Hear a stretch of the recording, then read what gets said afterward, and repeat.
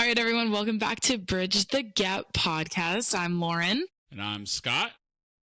And last week, we just kind of talked about, life, license plate thievery, and some 80s icons that passed away. And where my dad and I disagreed a little bit was on if Gen Z has icons on the up and up.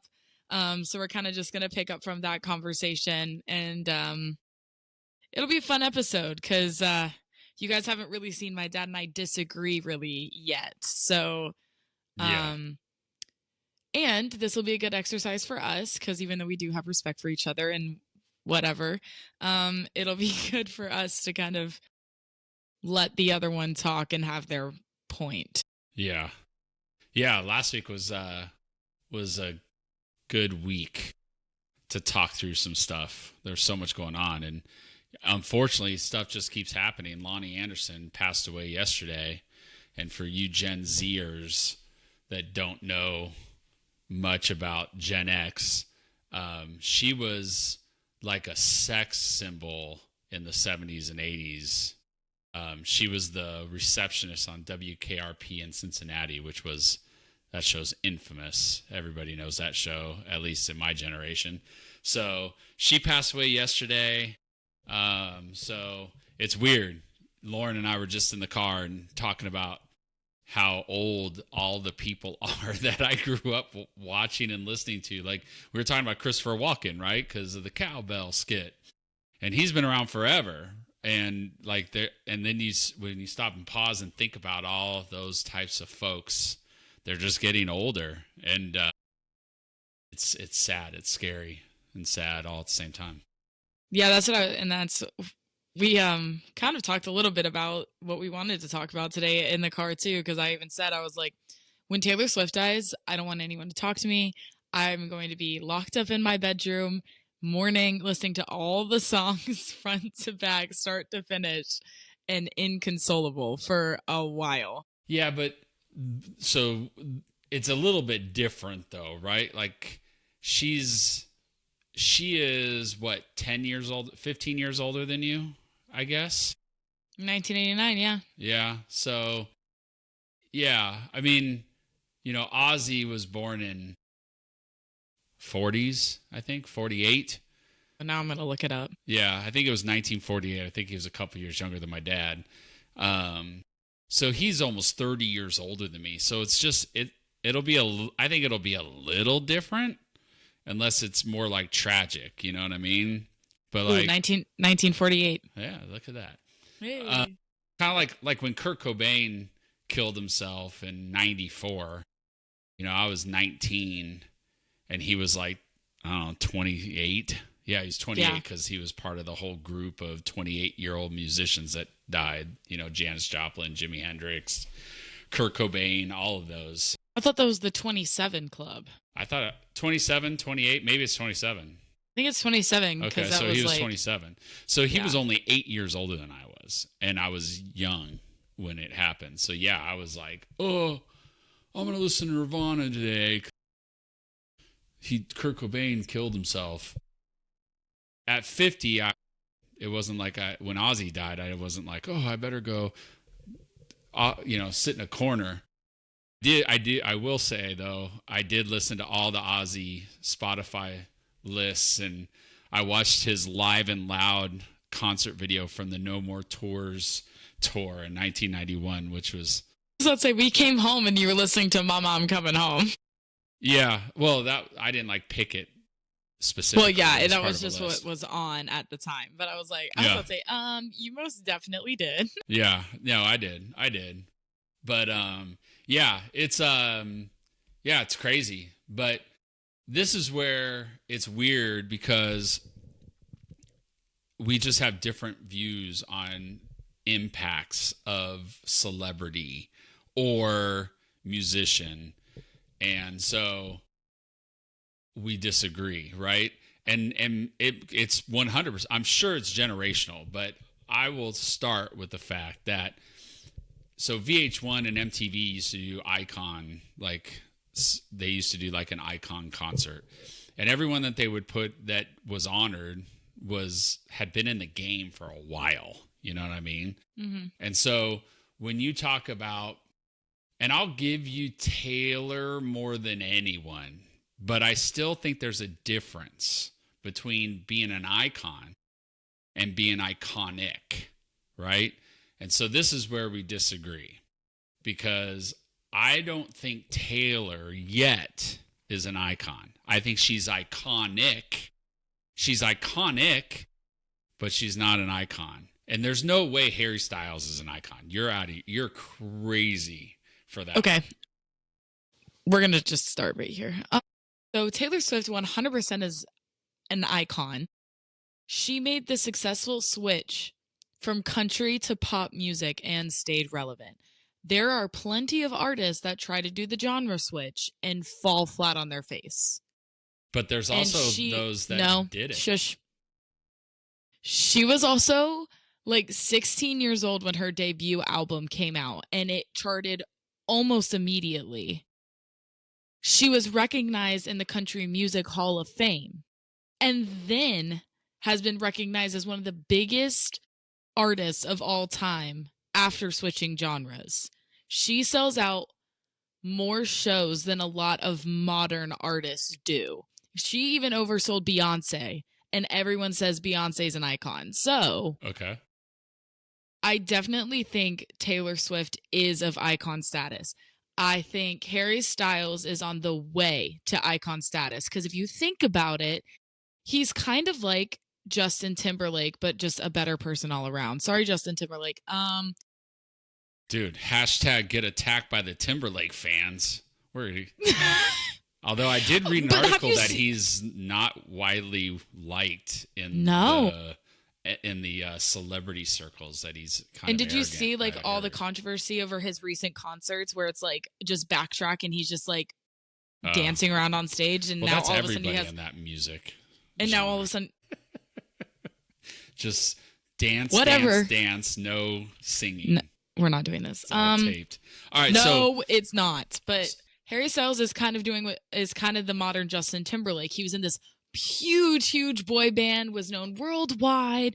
Boy band breaks up.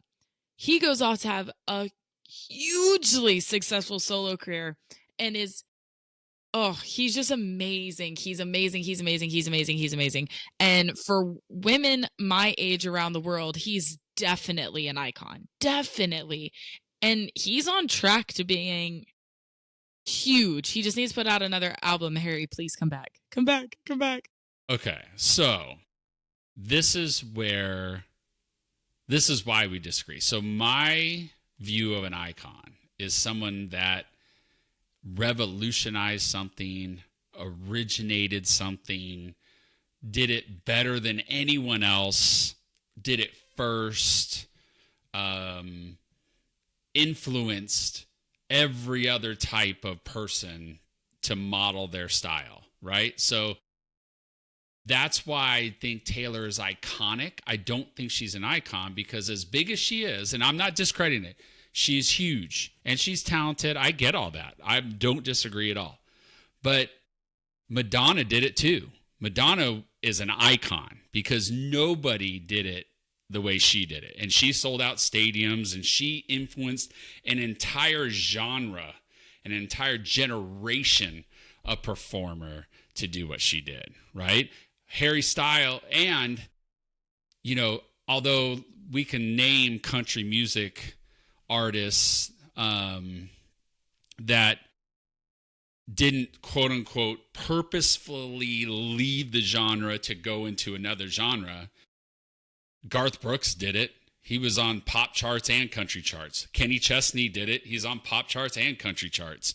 Selling out stadiums, both of them still widely, hugely followed. So I'm not saying she's not or doesn't have the ability to be an icon. It's just that's how I define an icon over being iconic. I know she has influence. I know people, girls especially, or probably the gay population, really loves Taylor. And I know I don't mean that in any derogatory term whatsoever. I've seen enough videos with you, and it's always girls and gay guys that are dancing along.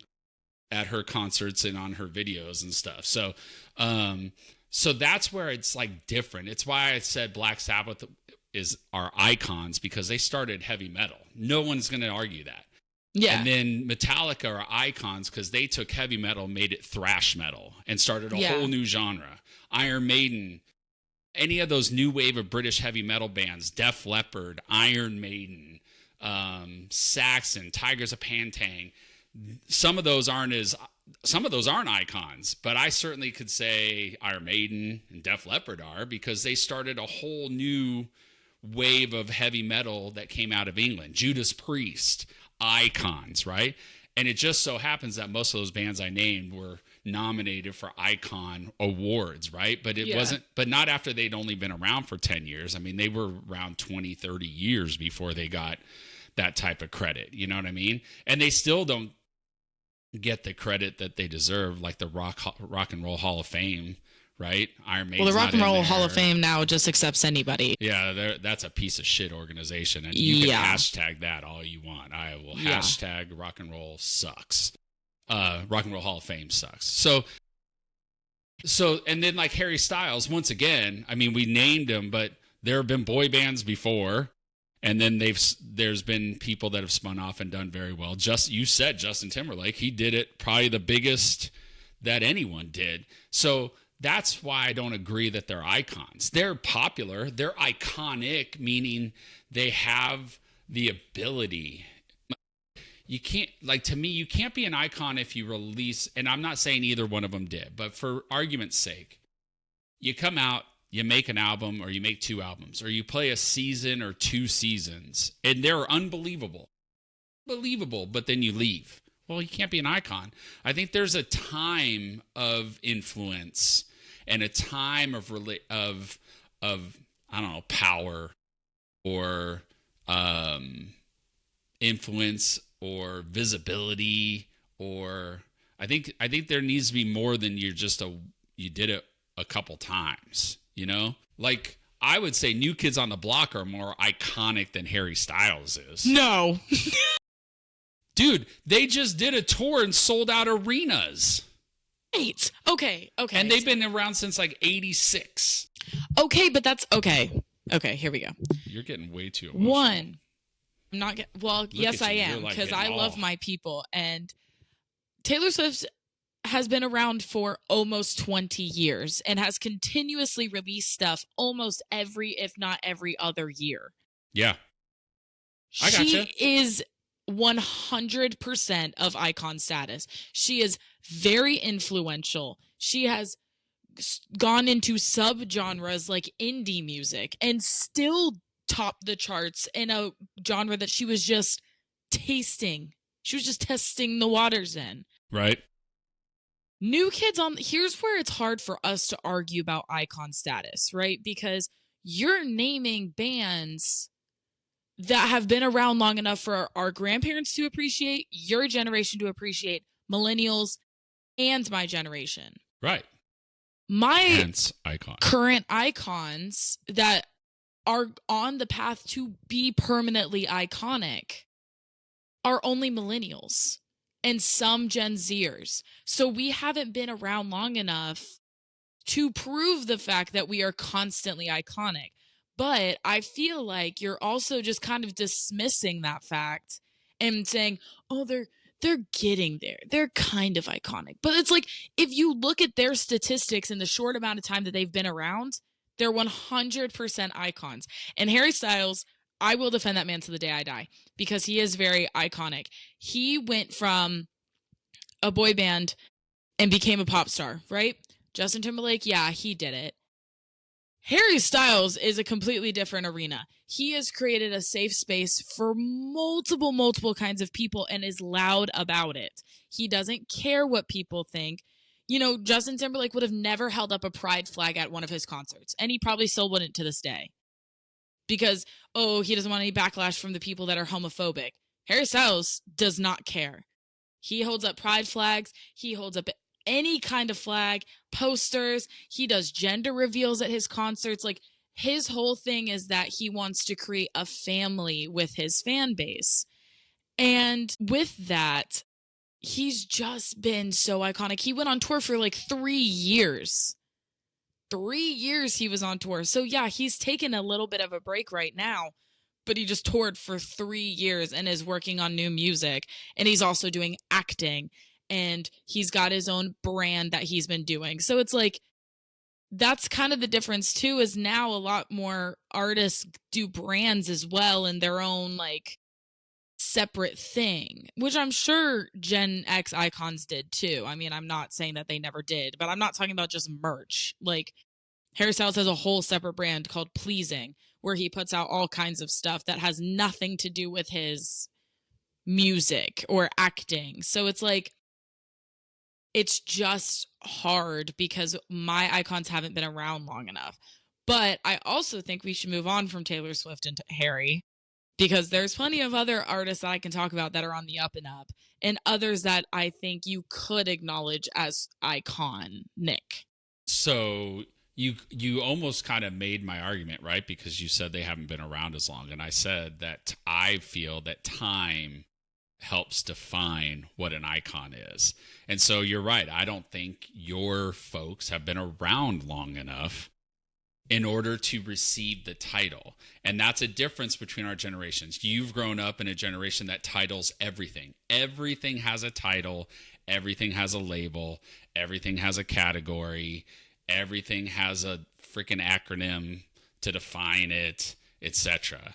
We didn't grow up that way. Like, Yeah. you know, we used to watch MTV and they would show Cyndi Lauper and then they would show Anthrax right afterwards. You know what I mean? So we didn't label everything. And so when there is a label, I think and I feel that there's a lot more value to the labels for my generation, because we don't just label everything right off the bat. Here's a perfect example. Anthrax, speed metal, thrash metal band out of New York, came around the same time as as Metallica, right? They actually lent Metallica their instruments when their instruments got stolen. They let them crash in the rehearsal space in New York when they recorded their first album, Kill 'Em All, right? Anthrax is nowhere near as big as Metallica is, right? They're part of the big four that they call, you know, Anthrax, Megadeth, Slayer, and Metallica. But in 1986, I think, they put an album out called an EP. For those of you that don't know what that is, an album's called an LP, long play. An EP was usually a shorter, like 3 to 5 songs. It's almost like the teaser trailer of music of an album. Sure. And they put an EP out called I'm the Man, and it was a rap song. So in 1985-86, a thrash metal band from New York put out a song, an EP called I'm the Man, and it's rap. I mean, it's full-on rap. Joey, the singer, goes and plays the drums. Charlie, the drummer, raps on it with Scott, the guitar player. And so they all changed up, and it's the greatest song. It's so funny. In this day and age, they would be like, oh, they're rap metal or they're new metal. They would title it right away. No one titled it, right? And then fast forward 5-6 years, again, they do a collaboration with Public Enemy. Yeah. And it was a huge hit, right? But even in the song, Chuck D says, radio stations will question my blackness, but they won't play this. I don't know the actual lyric, right? But he's calling out the fact that rap stations won't play it because there's some white boys playing with them, right? Right. And so, but they bled the genres, and and we did that all the time. You know, listen, Madonna didn't have her own clothing line, but every freaking woman and girl in the United States dressed almost exactly like her, right? Or Pat Benatar, right? You watch all the old movies, The Wedding Singer, and they'd be like, oh, there's a Pat Benatar lookalike, right? And that was normal. So they assimilated to what they liked, but they didn't have to put out a clothing line. They didn't have to label themselves as this or that. And I think your generation, there, for whatever reason, there's this desire that everything needs to have its space or have its label.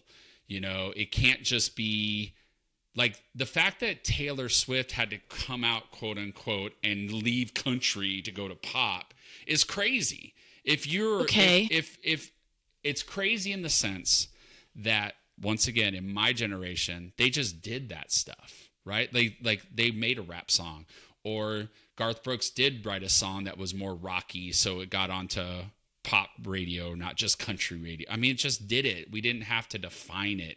And so that's where, circling all the way back around, that's why I don't think they're icons yet, but it doesn't mean they can't be. It doesn't mean that they're not well on their way.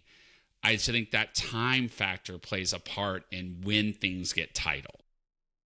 Okay, so to go back to the titling thing, not almost. That was the wrong time to use that word. But to go back to the titling thing, I almost feel like it's not the artist's fault. It's probably not. Because when they go out and they say stuff like, oh yeah, I'm switching to pop, that's not them. That's their PR. That's their management. That's the record label. So it's almost not even their fault that they have to go out and announce that they're switching genres. Like, that's kind of just how the media is now, where people can't just move fluidly from like, oh, well, I feel like making a rock album, so I'm just going to make a rock album. No, then they have to specify like, oh, I'm coming out with a pop metal album. So like, they can't just do it anymore. It's the record labels and the PR teams being like, no, you have to put a label on this. And that's almost, I feel like, why Gen Z also starts just labeling shit, because everyone started labeling stuff when we were in like early 2010s is when labels really started to like hit the scene, at least for Gen Z. You were already married and had children by then, so you don't. I know. It's different. Yeah. So, yeah. So I think that's when it really started to hit the scene, because she switched over from country to pop in 2012, but she had to make an announcement about it. So it's like, that's when I think it really started to, oh, you have to label it. And so Gen Zers that were really young at the time go, oh, labeling, you know, I think it just kind of, and I don't even really think it's our fault. Well, you know, like, I mean, I think we've taken it extremely far socially, but we're not here to talk about those issues today. Not today. We need 8 more hours to talk about that. Facts. We would have to do like a week-long episode breakdown analysis. The next 9 months are going to be all one topic. Once a week, we're going to do 40 weeks worth of shows on one topic. Seriously, but no, listen, I get it. Real quick. Yeah. Real quick. I think there are, though, a few artists already that you could call icons. And one that I think of off the top of my head is Coldplay. Because Coldplay has been around for a while, but they appeal to a mass of people, right? I mean, Mom loves Coldplay. Millennials love Coldplay. Gen Z loves Coldplay. They sell out all the time. They're constantly putting out new records that are getting streamed and bought to the max. Right. And I didn't just bring that up because their whole scandal or whatever, but they have music that doesn't fit in a genre. It just is. And it hits people's soul. You know, they have fun songs like Viva La Vida, and then they have songs that make you want to like clutch your chest and die. And it's like For You by Coldplay, you know? So I feel like are an artist that you could call icons based on their worldwide appreciation and multi-generational impact, if that makes sense. Okay. Well, then you said Coldplay and I smiled, not because of the whole scandal, which was freaking hilarious, but because Coldplay to me is like what people feel about Nickelback too, right? Like, Nickelback has been around for a long time. They put out real hard music, right? Like Dimebag Darrell they were friends, right? Like he played on their albums before he was killed. And they put out hard music like Pantera, and then they put softer stuff. And people make fun of them constantly, but they sell out all the time. Sell it all the time. So that's why I smile, because I feel like Coldplay is kind of the same thing. Because Coldplay to me is cheesy, but Nickelback isn't. Stop. I have Nickelback literally tattooed on me. I know you do. So does your mom. But just to me, right? And somebody's going to listen to this and be like, he thinks Coldplay is cheesy, but he listens to Nickelback? Yeah, bring it. I'm ready. You know what I mean? Like, I feel like that argument can be made for anybody. Everybody has artists where they're like, "Oh, you listen to Sabrina cheesy. Carpenter? I can't believe you like that music." I don't even know. Girl, you listen. I know you don't. This is for my Gen Zers. But they'll be like, Sabrina Carpenter, she's so childish. And then they'll go and listen to Olivia Rodrigo. Like, we're on the same team here, you realize. Like, yeah, and that's where I think the labeling's out of control, right? But like I said, I think an icon is not just you check one or two boxes. I think you have to check all of the boxes. You know what I mean? And I think that's why we disagree on some of the iconic labeling, right? Like Heart, Anna Nancy Wilson, icons, absolute fucking icons. Two sisters in the 70s that wrote rock and roll music. Like two front women, their band was Men. You know what I mean? Like, it's like, what's up? They started a whole thing. Now, did they sell 140 million records like Metallica? No. Do they sell out stadiums? No. But they've been around since, their first album came out in the mid-70s, right? They still tour. I just saw them well, I'm in a COVID time myself, so it wasn't just 5 years ago because that would have been 2020. But it wasn't that long ago. And they still crush it, right? Like, that's an icon to me. Tears for Fears. Yeah, you know, they kind of changed. They changed it a little bit. They changed the pop genre. It's tough because they were part of a group of bands, right? Like that new wave bands from England, Depeche Mode, right? I think Depeche Mode are total icons. Oh, 100%. Total icons. Now, I die on the hill of Depeche Mode. I never would have said that when I was younger because my sister, we shared a wall, right? So our bedrooms are at the front of the house over the garage. She had we both had half of a garage-sized room. Over the garage rooms. And we shared a wall, right? So I grew up listening to metal and hard rock and just anything with a guitar, right? So, like, I was listening to Iron Maiden and Motley Crue and Black Sabbath and Metallica when I was 7, 8 years old. Rat. Yeah. All of those bands. My sister was like most girls in the 80s that listened to all that new wave stuff. The Flock of Seagulls and Tears for Fears and Depeche Mode and Thompson Twins and Pet Shop Boys. I can go on and on and on. So we used to battle, like, because our wall, one wall, like, so I would put my music on and she would turn hers up and then I'd turn mine up and we would battle. And I hated that music.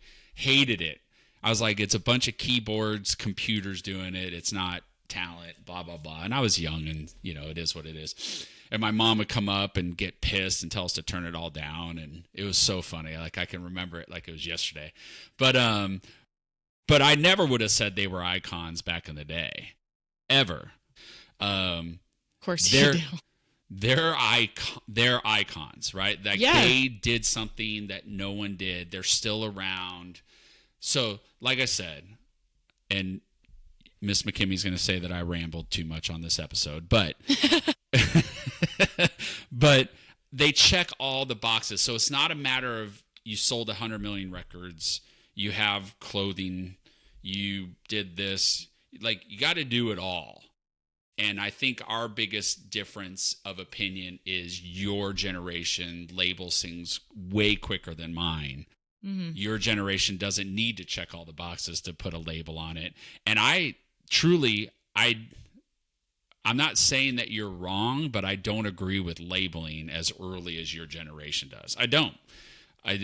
And that's why we disagree on the label of icon for certain people, because I think you guys just do it too damn quick. Maybe they will be. Maybe I'll be 75 years old and you'll be almost my age, and you'd be like, hey, check it. Do you think Taylor's an icon now? And I'm like, well, if she's still around, then hell yeah, I do, right? Like, maybe it'll get there. Yeah. And I'm not saying that I won't ever. I just don't think anything that has come out in the last 15 to 20 years can say they're an icon. They did it. I just don't. I think I don't. And and it's just a totally different perspective on earned versus assigned. Maybe that's it, right? But I do disagree with the timeline. I think it's how much of an impact you make in a short amount of time.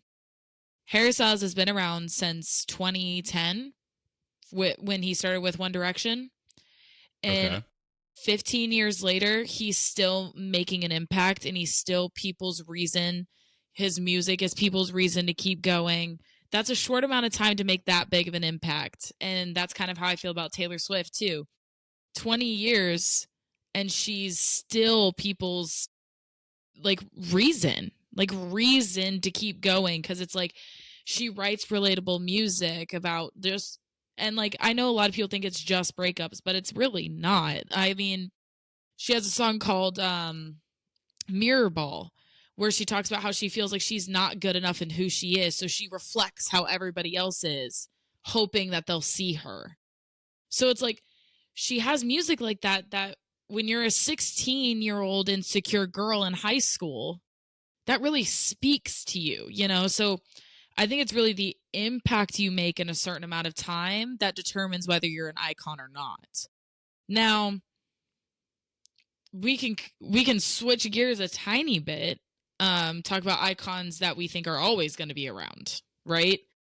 Elvis Presley, the Beatles, Michael Jackson, for sure. I think those are my top 3. Oh, Elton John. Led Zeppelin.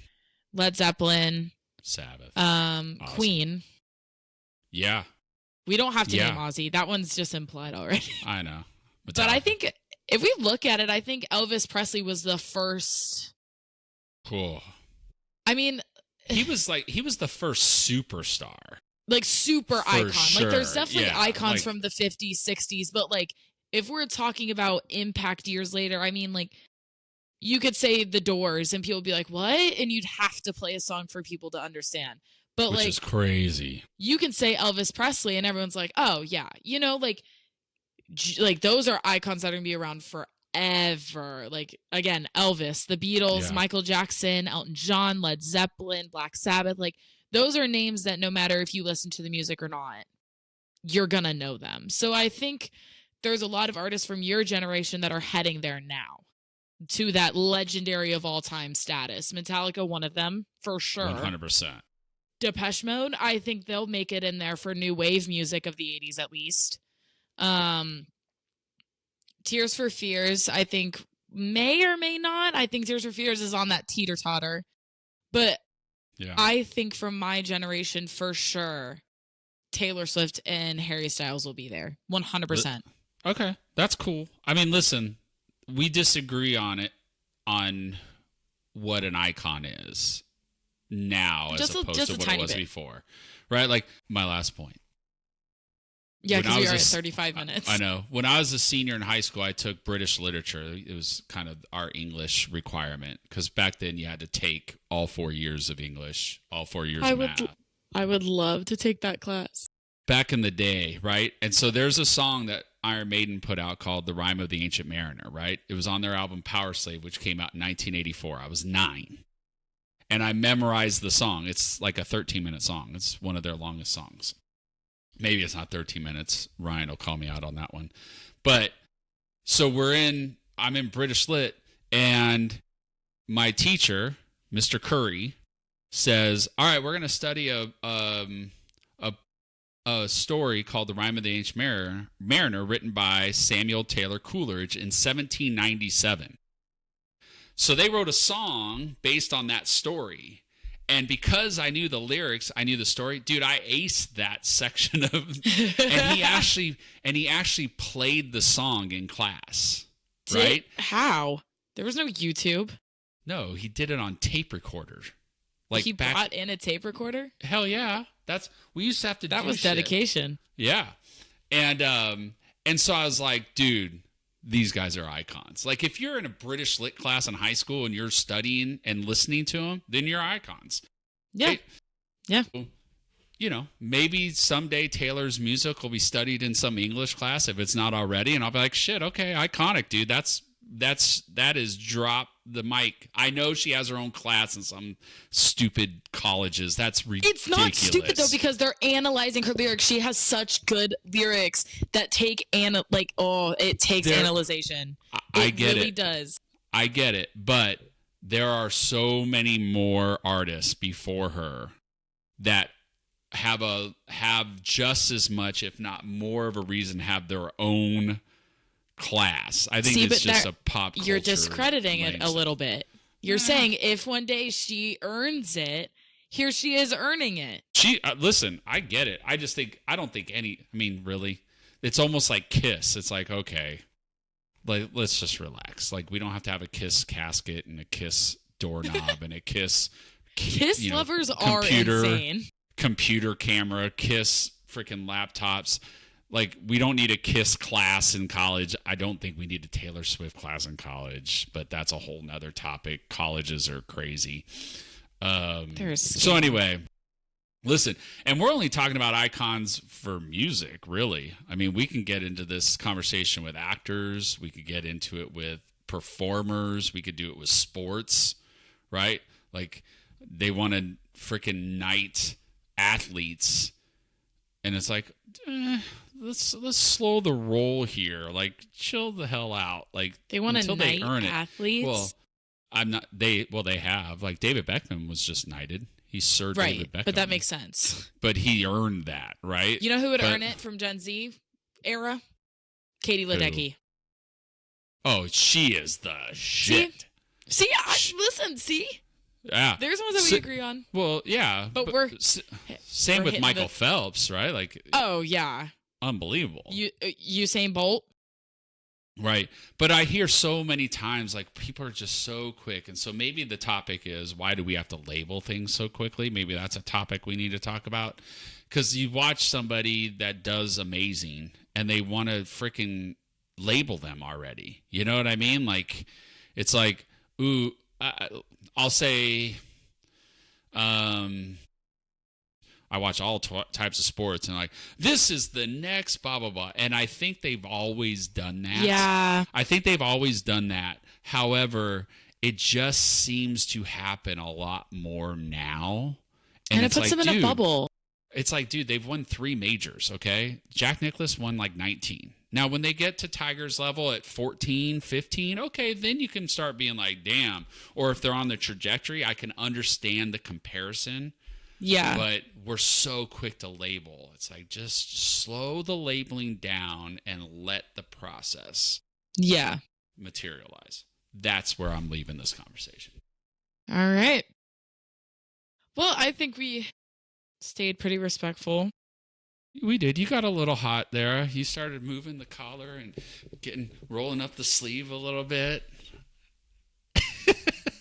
I always look red though, so my blood pressure I don't think even changed, to be honest with you. Well, that's because I stayed respectful. Yeah, I'm just kidding. But anyway, thanks you guys for tuning in. I hope this episode was a little entertaining. Definitely let us know if there's any hard topics that you do want to hear us talk about. I think one of the things I want to say, some of the harder things like pro-choice, pro-life.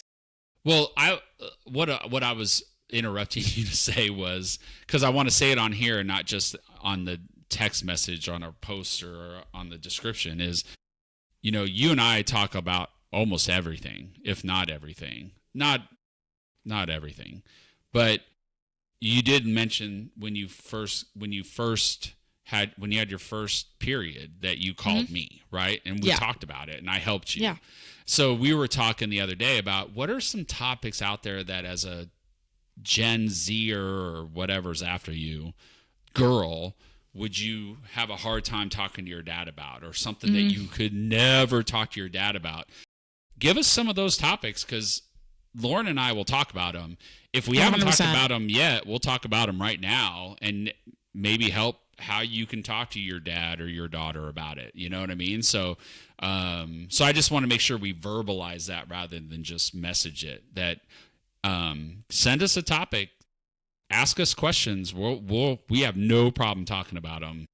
Yeah, and listen, there again, we may not disagree 100%, but that's the point, is to just provide insight into how the other generation kind of thinks. So definitely let us know if you guys have any ideas. Other than that, we thank you guys for continuing to tune in, and we will see you guys next Thursday. I will be it'll be my last episode airing from this bedroom, and then I will be in my new environment. So that's all fun. Yeah. And yeah, thanks again. Obviously, we're on TikTok and Facebook and Instagram. And now you can hear us on Spotify if you don't watch us on YouTube. So please share it. Share. We've had so much feedback on how people have enjoyed this. So share it. The more the merrier, the better. We welcome new listeners and new visitors. So thanks, everybody. All right. We'll see you guys next week. See you guys. Bye.